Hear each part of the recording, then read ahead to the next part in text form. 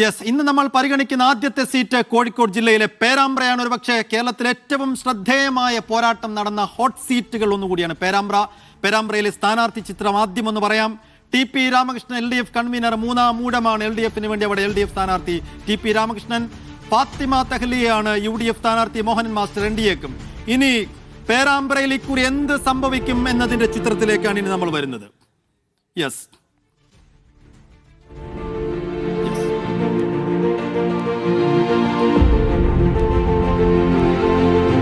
ഇതാണ് പേരാമ്പ്രയിലെ ചിത്രം. പ്രവചനാതീതമാണ് പേരാമ്പ്രയിലെ ചിത്രം എന്നതാണ് 140 ബാറ്റിൽസിന് പ്രേക്ഷകർക്ക് മുന്നിൽ വെക്കാനുള്ളത്. എന്ന് വെച്ചാൽ കഴിഞ്ഞ ദിവസങ്ങളിലൊക്കെ ഓരോ മണ്ഡലം നമ്മൾ പരിശോധിക്കുമ്പോഴും അവിടുത്തെ ജയസാധ്യതയും മേൽക്കൈയും വിലയിരുത്തുമ്പോഴും LDF ആകട്ടെ UDF ആകട്ടെ ഓരോ സ്ഥാനാർത്ഥിക്കും നിശ്ചിത ശതമാനം വോട്ടുകൾ നമ്മൾ വിലയിരുത്താറുണ്ടായിരുന്നു, അല്ലെങ്കിൽ പ്രവചിക്കാറുണ്ടായിരുന്നു, അല്ലെങ്കിൽ രണ്ട് സ്ഥാനാർത്ഥികൾക്കിടയിലും ഒരു താരതമ്യ സാധ്യത നമ്മൾ വിലയിരുത്താറുണ്ടായിരുന്നു. പക്ഷെ പേരാമ്പ്രയുടെ ചിത്രം എന്ന് പറയുന്നത് അവിടെ ഒരാൾക്കും ഒരു വോട്ടിംഗ് പെർസെൻറ്റേജ് നമുക്ക് കൊടുക്കാൻ കഴിയുന്നില്ല. അത്രയും ടൈറ്റ് ഫൈറ്റിലേക്ക് പേരാമ്പ്ര എത്തി നിൽക്കുന്നു എന്നുള്ളതാണ്. അവിടുത്തെ ഗ്രൗണ്ട് റിപ്പോർട്ടുകൾ, അവിടുത്തെ ഫീൽഡ് റിപ്പോർട്ടുകൾ ആർക്ക് അനുകൂലമാണ് ആർക്ക് പ്രതികൂലമാണെന്ന് ചോദിച്ചാൽ ഒരു ഉത്തരവും പറയാൻ പറ്റാത്തൊരവസ്ഥയിലേക്ക് പേരാമ്പ്ര മണ്ഡലം എത്തിയിരിക്കുന്നു എന്നുള്ളതാണ് പേരാമ്പ്ര മുന്നോട്ട് വെക്കുന്ന ഏറ്റവും പ്രധാനപ്പെട്ട ചിത്രം. എന്തുകൊണ്ട് പേരാമ്പ്ര പ്രവചനാതീതമാകുന്നു എന്നതിന്റെ പോയിന്റുകളിലേക്ക്, കാര്യകാരണങ്ങളിലേക്കാണ് ഇനി വരുന്നത്. അങ്ങനെ നോക്കുമ്പോൾ ആദ്യം പോളിംഗ് പെർസെന്റേജിലേക്ക് വരണം. പേരാമ്പ്ര 2026 ആകെ പോളിംഗ് 81.56%. അത് 2021 കുറവായിരുന്നു. 2021 അത് 82.60% എന്ന് വെച്ചാൽ 1% പോളിംഗ് കുറവാണ് ഇക്കുറി പേരാമ്പ്രയിൽ രേഖപ്പെടുത്തിയതെന്നത് ശ്രദ്ധേയം. LDFന് അവകാശവാദം അവിടെ 6000 മുതൽ 7000 വരെ വോട്ടിന് TP ജയിക്കും എന്നുള്ളതാണ് LDFന് അവകാശവാദം. 20,000-ലേറെ വോട്ടുകൾക്ക് കഴിഞ്ഞ കുറി TP രാമകൃഷ്ണൻ ജയിച്ച മണ്ഡലത്തിൽ ഇക്കുറി 7000 വോട്ടുകൾക്ക് വരെ ജയിച്ചു കയറാൻ കഴിയുമെന്ന പ്രതീക്ഷ മാത്രമാണ് അവിടെ LDF പങ്കുവെക്കുന്നത്. ഇനി UDFന്റെയും തഹ്ലിയുടെയും വിജയപ്രതീക്ഷ 3000-ലധികം വോട്ടുകൾക്ക് ജയിച്ചു കയറാൻ കഴിയും എന്ന പ്രതീക്ഷ അവിടെ UDFും ഫാത്തിമ തഹ്ലിയും മുസ്ലിം ലീഗും വെച്ചു പുലർത്തുന്നു. ഇനി രണ്ട് മുന്നണികൾക്കും എന്തെല്ലാം അനുകൂല ഘടകങ്ങൾ? LDF പറയുന്നത് TPയുടെ വ്യക്തിപ്രഭാവം എന്ന് വെച്ചാൽ ഇനി ഒരു ഭരണവിരുദ്ധ വികാരം ആഞ്ഞടിക്കുന്നുണ്ടെങ്കിൽ, ഒരു ഭരണവിരുദ്ധ വികാരമുണ്ടെങ്കിൽ അതിനെ തടയാൻ മാത്രമുള്ള കെൽപ്പ് TPയുടെ വ്യക്തിപ്രഭാവത്തിന് പേരാമ്പ്രയിൽ ഉണ്ട് എന്ന ഉറച്ച വിശ്വാസത്തിലാണ് അവിടെ LDF ക്യാമ്പുള്ളത്. സംഘടനക്ക് വലിയ അടിത്തറയുണ്ട്, ശക്തമായ അടിത്തറയുണ്ട്. എന്ന് വെച്ചാൽ ഒരു തരംഗത്തിലും ഒരു കാറ്റിലും ഉലയാത്ത സംഘടന അടിത്തറ പേരാമ്പ്രയിലുണ്ട്. അതുകൊണ്ട് UDF ക്യാമ്പ് പറയുന്ന പോലെ ഒരു തരംഗത്തിനും ഒരു കാറ്റിനും പേരാമ്പ്രയിലെ LDF കോട്ട ഇളക്കാൻ കഴിയില്ല എന്ന ആത്മവിശ്വാസമാണ് LDF ക്യാമ്പ് അവിടെ പങ്കുവെക്കുന്നത്. ഇനി UDF ക്യാമ്പിന്റെ ആത്മവിശ്വാസത്തിലേക്ക് വരുമ്പോൾ യുവ സ്ഥാനാർത്ഥി ഫാത്തിമ തഹ്ലി എന്ന യുവ സ്ഥാനാർത്ഥി അവിടെ ജൻസുകളുടെ അടക്കം പുതുതലമുറയുടെ അടക്കം വോട്ടുകൾ ആവാഹിക്കാൻ കെൽപ്പുള്ളയാളാണ് എന്ന് UDF വിശ്വസിക്കുന്നു. തദ്ദേശ തെരഞ്ഞെടുപ്പിലുണ്ടായ വലിയ നേട്ടം, തദ്ദേശ തെരഞ്ഞെടുപ്പിൽ 4ഓളം തദ്ദേശ ഭരണ സ്ഥാപനങ്ങൾ പിടിച്ചെടുക്കുകയോ ചെയ്ത ഒരു വലിയ പ്രകടന മികവ് അവിടെ UDF പുലർത്തിയിരുന്നു. അത് തുടരാൻ കഴിയുമെന്ന പ്രതീക്ഷ UDF അവിടെ വെച്ചു പുലർത്തും. ഇപ്പം ന്യൂനപക്ഷ വോട്ടുകൾ നേരത്തെ ഉണ്ടായതിനേക്കാൾ കുറെ കൂടി അധികം സമാഹരിക്കാൻ ഫാത്തിമ തഹ്ലിക്ക് കഴിയും എന്ന പ്രതീക്ഷ അവിടെ UDF വെച്ചു പുലർത്തുന്നു. അങ്ങനെയാണ് ഒരു 3000+ ഭൂരിപക്ഷം ഉണ്ടാകുമെന്ന കണക്കുകൂട്ടലിലേക്ക് UDF എത്തുന്നത്. ഇനി 2024 ലോക്സഭാ തെരഞ്ഞെടുപ്പിൽ നോക്കൂ. ഷാഫി പറമ്പിൽ പേരാമ്പ്രയിൽ നിന്ന് മാത്രം നേടിയത് 19,342 വോട്ടിന്റെ ഭൂരിപക്ഷമാണ്. 2025 തദ്ദേശ തെരഞ്ഞെടുപ്പിൽ നോക്കൂ. മൊത്തം 10 തദ്ദേശ സ്ഥാപനങ്ങളിൽ 6 UDFനൊപ്പമാണ്. അതിൽ 4 തിരിച്ചു പിടിച്ചതോ ആദ്യമായി പിടിച്ചെടുത്തതോ ഒക്കെയാണ്. ശരി, ഇനി മുഹമ്മദ് അസ്ലം ഞങ്ങളുടെ പ്രതിനിധി കൂടുതൽ വിലയിരുത്തലുകളുമായി നമ്മോടൊപ്പം.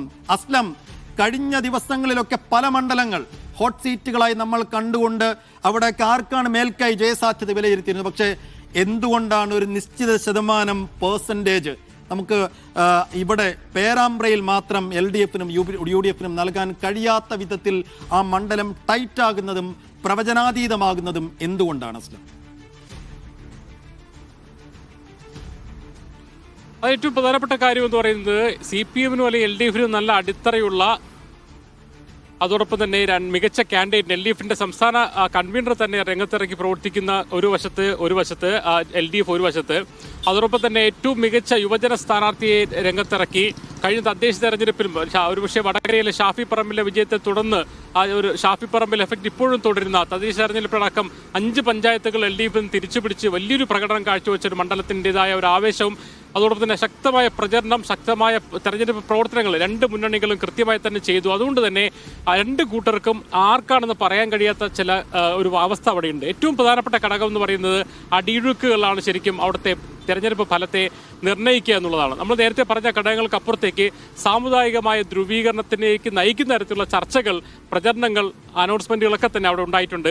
അതെങ്ങനെ വോട്ടിനെ സ്വാധീനിക്കും എന്നുള്ളതാണ് ഏറ്റവും പ്രധാനപ്പെട്ട ഘടകം. അവിടുത്തെ ഒരു സാമുദായിക കണക്കെടുത്ത് നോക്കുമ്പോൾ ഒരുപക്ഷെ ന്യൂനപക്ഷ വോട്ടുകളേക്കാൾ ഭൂരിപക്ഷ വോട്ടുകളും ക്രിസ്ത്യൻ വോട്ടുകളൊക്കെ തന്നെ ഉള്ള ഒരു സ്ഥലമാണ്. അതുകൊണ്ട് തന്നെ അതിൻ്റെ ഒരു ആനുകൂല്യം ആ ഒരു ചർച്ചകളിലുണ്ടായ ആ ഒരു സാമുദായ ധ്രുവീകരണത്തിൻ്റെതായ ചർച്ചകളിലുണ്ടായ ഒരു ആനുകൂല്യം ലഭിക്കുമെന്നുള്ള പ്രതീക്ഷ LDF ക്യാമ്പ് ഒരു ഘട്ടത്തിൽ പങ്കുവെക്കുന്നുണ്ട്. മാത്രമല്ല നമ്മൾ ശ്രദ്ധിക്കേണ്ട കാര്യം, തെരഞ്ഞെടുപ്പിന് ശേഷം പേരാമ്പ്ര കേന്ദ്രീകരിച്ചുള്ള ചില ശിവജി ഗ്രൂപ്പ് എന്നൊക്കെ പറഞ്ഞ ചില സംഘപരിവാറിന്റെ ഫ്രഞ്ച് ഗ്രൂപ്പുകളുണ്ട്. അവരുടെയൊക്കെ ഫേസ്ബുക്ക് പോസ്റ്റുകളിലും ചില സംഘപരിവാർ പ്രവർത്തകരുടെയും BJP പ്രവർത്തകരുടെ ഫേസ്ബുക്ക് പോസ്റ്റുകളിലൊക്കെ ഫാത്തിമ അങ്ങനെ ജയിച്ചു പോകേണ്ടതില്ല എന്ന് കരുതി തന്നെയാണ് ഞങ്ങൾ വോട്ട് ചെയ്തത് എന്ന് ചില പോസ്റ്റുകളൊക്കെ വന്നിട്ടുണ്ട്. അത് ശരിക്കുമുള്ള പ്രവചനമാണോ അല്ലെങ്കിൽ പറച്ചിലാണോ, അതോ പിന്നെ ഒരു സൈബർ പോരിന് വേണ്ടിയുള്ള പറച്ചിലാണോ, കുറച്ചെങ്കിലും വോട്ടുകൾ ആ അർത്ഥത്തിലേക്ക് ഫാത്തിമയ്ക്ക് വിരുദ്ധമായി TPയിലേക്ക് പോയിട്ടുണ്ടോ തുടങ്ങിയ കാര്യങ്ങൾ ശരിക്കും അടിയൊഴുക്കുകളാണ്. അതുകൊണ്ട് തന്നെ അത് ഒരു പ്രധാനപ്പെട്ട ഘടകമായി മാറുമെന്ന കാര്യത്തിൽ സംശയമില്ല. അതോടൊപ്പം തന്നെ അത് തന്നെയാണ് പറയുന്നത്. അതേസമയം തന്നെ UDFനെ സംബന്ധിച്ചോളം ഇത്തരമുണ്ടായ സാമുദായിക ധ്രുവീകരണത്തിന്റെ ഘടകത്തെ മറികടക്കാൻ കഴിഞ്ഞിട്ടുണ്ട് ഫാത്തിമ തഹ്ലിയിലൂടെ എന്നൊരു ആത്മവിശ്വാസം അവർ മുന്നോട്ട് വെക്കുന്നുണ്ട്. കാരണം നേരത്തെ പറഞ്ഞ പോലെ വടകരയിൽ ഷാഫി പറമ്പിൽ എങ്ങനെയാണ് ഒരു തരംഗമായി മാറിയത്, ആ ഒരു ലേഡി ഷാഫി പറമ്പിൽ എന്നൊരു എഫക്റ്റിലേക്കെങ്കിലും കൊണ്ടുവരാൻ, ചെറിയ അളവിലെങ്കിലും കൊണ്ടുവരാൻ ഫാത്തിമ തഹ്ലിക്ക് അവർ കഴിഞ്ഞു. പ്രത്യേകിച്ച് അനൗൺസ്മെന്റ് വിവാദമൊക്കെ വന്നതിന് ശേഷം അവർ കുറച്ചുകൂടി വിസിബിൾ ആവുകയും കുറച്ചുകൂടി ആളുകളിലേക്ക് ഇറങ്ങിച്ചെല്ലുകയും വ്യത്യസ്ത ജനവിഭാഗങ്ങളുമായി സംവദിക്കുകയൊക്കെ ചെയ്തിരുന്നു. അതുകൊണ്ട് തന്നെ ഉദ്ദേശിച്ച തരത്തിലുള്ള കമ്മ്യൂണൽ ഡിവൈഡ് ഉണ്ടായിട്ടില്ല. അതിനെ മറികടക്കാൻ സ്ഥാനാർത്ഥിക്കും UDFനും കഴിയുമെന്ന് ഈ ഒരു സാമുദായിക തരത്തിലേക്ക് വോട്ടുകൾ മാറിയിട്ടുണ്ടോ, അതിനെ മറികടക്കാൻ UDFന് കഴിഞ്ഞിട്ടുണ്ടോ എന്നൊരു കാര്യത്തിലായിരിക്കും ഏറ്റവും പ്രധാനപ്പെട്ട ഘടകം എന്ന കാര്യത്തിൽ. അതുകൊണ്ടാണ് 2 കൂട്ടരും അവരുടെ കണക്കുകൾ പ്രകാരം, അവരുടെ കണക്കുകളൊക്കെ കുറെ കൃത്യമാണ്. കാരണം നൊച്ചാടും മേപ്പയൂരും അതോടൊപ്പം തന്നെ അതുപോലുള്ള LDFന് ആദ്യത്തിലുള്ള പഞ്ചായത്തുകൾ, അത് നൊച്ചാടാണെങ്കിലും അതോടൊപ്പം തന്നെ കീഴരിയൂറാണെങ്കിൽ അരിക്കോളം, ഈ 4 പഞ്ചായത്തുകൾ കേന്ദ്രീകരിച്ചാണ് പ്രധാനമായും LDFന്റെ കണക്കുകൾ. അവിടെ ഒരു 10,000-ലധികം വോട്ടുകൾ ഭൂരിപക്ഷം നേടുകയും അതേസമയം തന്നെ ചക്കിട്ടപ്പാറ, ചങ്ങരോത്ത്, പിന്നെ തുറയൂർ തുടങ്ങിയ UDFന്റെ പഞ്ചായത്തുകളിൽ UDFന് കുറച്ച് വോട്ടുകയും നേടിയാൽ പോലും ഒരു 6,000 വോട്ടെങ്കിലും ജയിക്കാൻ കഴിയുന്ന അവരുടെ കണക്ക്.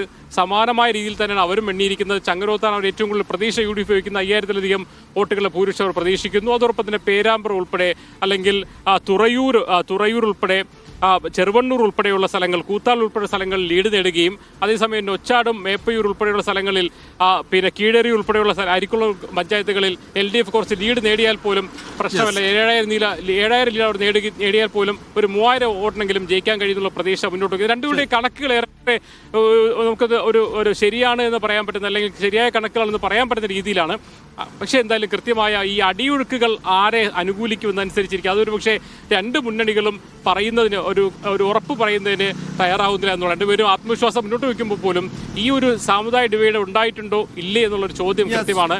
അതിന് മറികടച്ചതുപോലെ തന്നെ അടിയൊഴുക്കുകളിലാണ് ഒരേപോലെ ആശങ്കയും പ്രതീക്ഷകളും ഇരു മുന്നണികളും പങ്കുവെക്കുന്നതിലും കേരളത്തിൽ ഇക്കുറി ഏറ്റവും ആവേശകരമായ പോരാട്ടം നടന്ന പേരാമ്പ്രയിൽ ഈ സമയം ആർക്കും ഒരു മുൻതൂക്കവും മേൽക്കൈയും പ്രവചിക്കാനാകുന്നില്ല എന്നതാണ് പേരാമ്പ്രയുടെ ഏറ്റവും പ്രധാനപ്പെട്ട ചിത്രം. ആർക്കും ഒരു ഭൂരിപക്ഷം അവിടെ കൊടുക്കാൻ കഴിയുന്നില്ല. ബലാബലം ഇഞ്ചോടിഞ്ച് എന്നുള്ളതാണ് പേരാമ്പ്രയുടെ ചിത്രം.